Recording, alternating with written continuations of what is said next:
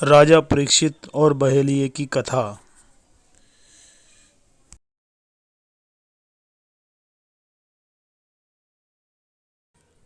दोस्तों, स्वागत है आपका मेरे YouTube चैनल मेक सपोर्ट पर। दोस्तों, अगर आप नए हैं तो प्लीज़ मेरे चैनल को सब्सक्राइब ज़रूर कर लें।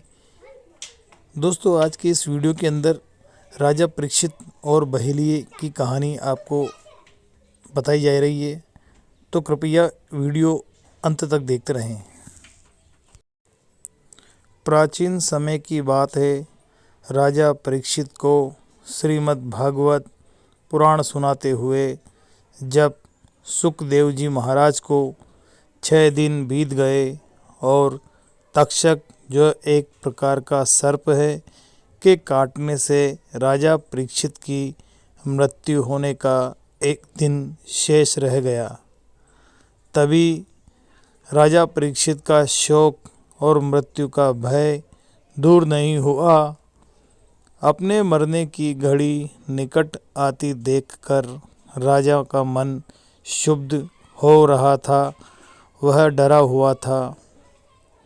तब सुखदेव जी महाराज ने परीक्षित को एक कथा सुनानी आरंभ की।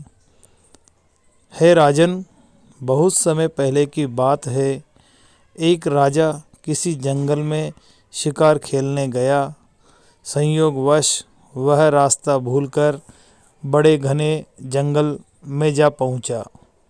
उसे रास्ता ढूंढते ढूंढते रात्रि का समय हो गया और घनघोर वर्षा प्रारंभ हो गई। जंगल में शेर, व्याघ्र आदि बोलने लगे। राजा बहुत डर गया और किसी प्रकार उस भयानक जंगल में रात्रि बिताने के लिए विश्राम का स्थान ढूंढने लगा। रात के समय में अंधेरा होने की वजह से उसे एक दीपक जलता दिखाई दिया। वहां पहुंचकर उसने एक गंदे से बहेलिये की झोपड़ी देखी। वह बहेलिया ज़्यादा चल फिर सकने में असमर्थ था। वह इधर उधर चल नहीं सकता था, इसलिए झोपड़ी में ही एक और उसने मलमूत्र त्यागने का स्थान बना रखा था। अपने खाने के लिए जानवरों का मांस उसने झोपड़ी की छत पर लटका रखा था। बड़ी गंदी, छोटी, अंधेरी और दुर्गंध युक्त वह झोपड़ी थी। उस झोपड़ी को देखकर पहले तो राजा ठिठका, और लेकिन फिर उसने सिर छिपाने का कोई और आश्रय न देखकर उस बहेलिये से अपनी झोपड़ी में रात भर ठहरने के लिए प्रार्थना की। दोस्तों, बहेलिये ने कहा कि आश्रय के लोभी राहगीर कभी कभी यहाँ भटकते हैं। मैं उन्हें ठहरा तो देता हूँ, लेकिन दूसरे दिन जाते समय वे बहुत झंझट करते हैं। इस झोपड़ी की गंध उन्हें ऐसी भा जाती है कि फिर वे उसे छोड़ना ही नहीं चाहते और इसी में ही रहने की कोशिश करते हैं एवं अपना कब्जा जमाते हैं। ऐसे झंझट में मैं कई बार पड़ चुका हूँ, इसीलिए मैं अब किसी को भी यहाँ नहीं ठहरने देता। मैं आपको भी इसमें नहीं ठहरने दूंगा। राजा ने प्रतिज्ञा की कि वह सुबह होते ही इस झोपड़ी को अवश्य खाली कर देगा। उसका काम तो बहुत बड़ा है। यहाँ तो वह संयोगवश भटकते हुए आया है।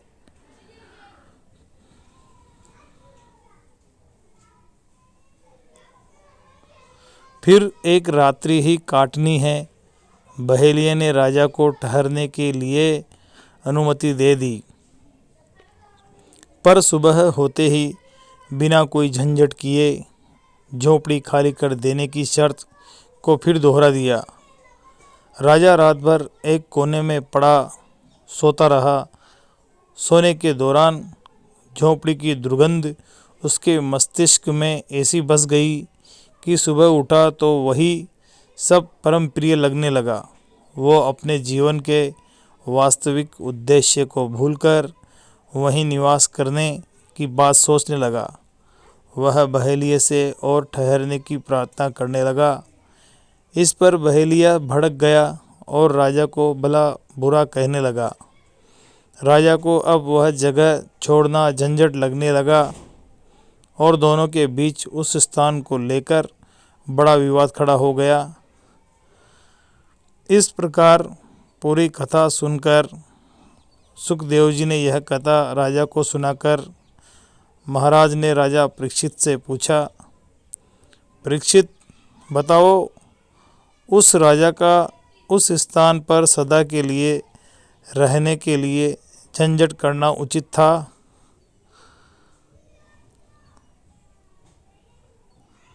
बताओ, उसे राजा का उसे स्थान पर सदा के लिए रहना क्या उचित था? परीक्षित ने उत्तर दिया, भगवान, वह कौन राजा था, उसका नाम तो बताइए। वह तो बड़ा भारी मूर्ख जान पड़ता है, जो ऐसी गंदी झोपड़ी में अपनी प्रतिज्ञा तोड़कर एवं अपना वास्तविक उद्देश्य भूलकर नियत अवधि से भी अधिक रहना चाहता है। उसकी मूर्खता पर तो मुझे आश्चर्य होता है। राजा परीक्षित ने बोला। श्री सुखदेव जी ने कहा, हे राजन, वह बड़े भारी मूर्ख तो स्वयं आप ही हैं। इस मलमूत्र की गठरी, जिसे हम देह शरीर कहते हैं, में जितने समय आपकी आत्मा को रहना आवश्यक था, वह अवधि तो कल समाप्त हो रही है। अब आपको उस लोक जाना है जहाँ से आप आए हैं, फिर भी आप झंझट फैला रहे हैं और मरना नहीं चाहते। क्या यह आपकी मूर्खता नहीं है? यह सुनकर राजा परीक्षित का ज्ञान जाग उठा और वे बंधन मुक्ति के लिए सहर्ष तैयार हो गए। इसके बाद कलयुग रूपी तक्षक ने उन्हें ढसा और